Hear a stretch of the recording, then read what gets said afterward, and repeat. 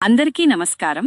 ఈరోజు మనం మాట్లాడుకోబోతున్నది north east frontier railway sports quota recruitment 2025 నుండి 26 పార్ట్ 2 ఎంప్లాయ్మెంట్ నోటిఫికేషన్ నో 01/2026 గురించి పూర్తి వివరాలు.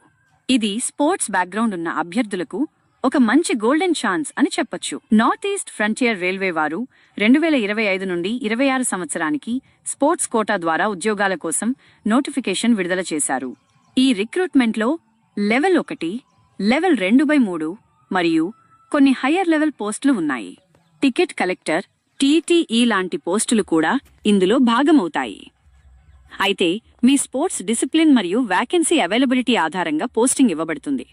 అప్లికేషన్ పూర్తిగా ఆన్లైన్ ద్వారా మాత్రమే చేయాలి. మొత్తం 09 వాకెన్సీలు ఉన్నాయి.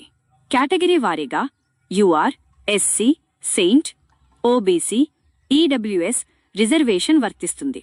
కానీ స్పోర్ట్స్ కోటాలో ప్రధానంగా స్పోర్ట్స్ అచీవ్మెంట్స్కే ప్రాధాన్యం ఉంటుంది. పోస్టింగ్ లండింగ్, తిన్సుకియా లేదా హెచ్క్యూలో ఇవ్వబడవచ్చు. నోటిఫికేషన్ విడుదల తేదీ ఫిబ్రవరి 20, 2026. ఆన్లైన్ అప్లికేషన్ స్టార్ట్ ఫిబ్రవరి 20, 2026. చివరి తేదీ మార్చ్ 10, 2026 రాత్రి ఉదయం 12:01 వరకు. ట్రయల్ డేట్స్ అధికారిక వెబ్సైట్లో తరువాత ప్రకటిస్తారు. 01 జూలై 2026 నాటికి. లెవెల్ 1 మరియు లెవెల్ 2/3 పోస్టులకు వయస్సు 18 నుండి 25 సంవత్సరాలు. ఇక్కడ అన్ని కేటగిరీలకు ఒకే వయస్సు పరిమితి ఉంటుంది. సాధారణంగా స్పోర్ట్స్ కోటాలో ఏజ్ రిలాక్సేషన్ ఉండదు. జనరల్ మరియు ఓబీసీ అభ్యర్థులు ₹500 ఫీజు చెల్లించాలి. SC, Saint, women, minorities, EBC మరియు ఎక్స్ సర్వీస్మెన్ వారికి ₹250 మాత్రమే. సాధారణంగా ట్రయల్లో పాల్గొంటే ఫీజు రిఫండ్ అవుతుంది. లెవెల్ 2/3 పోస్టులకు కనీసం 12వ తరగతి పాస్ అయి ఉండాలి. లెవెల్ 1 పోస్టులకు 10వ తరగతి పాస్ లేదా ఐటీఐ అర్హత ఉండాలి. టెక్నీషియన్ పోస్టులకు ఐటీఐ తప్పనిసరి. Level 1 basic pay ₹18,000. Level 2 basic pay ₹19,900.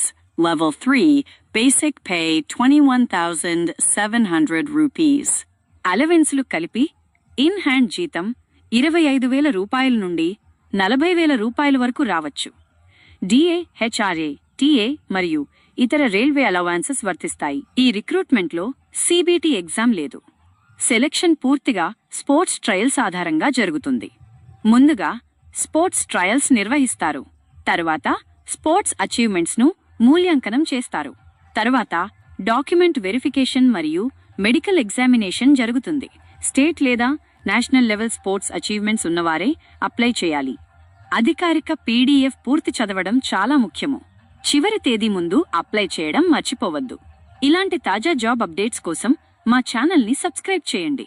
మీకు ఈ నోటిఫికేషన్పై ఏవైనా సందేహాలు ఉంటే కామెంట్లో చెప్పండి. అలాగే ఈ వీడియో కింద డిస్క్రిప్షన్లో అప్లై లింక్ ఇస్తాను, కావాలంటే అప్లై చేసుకోండి.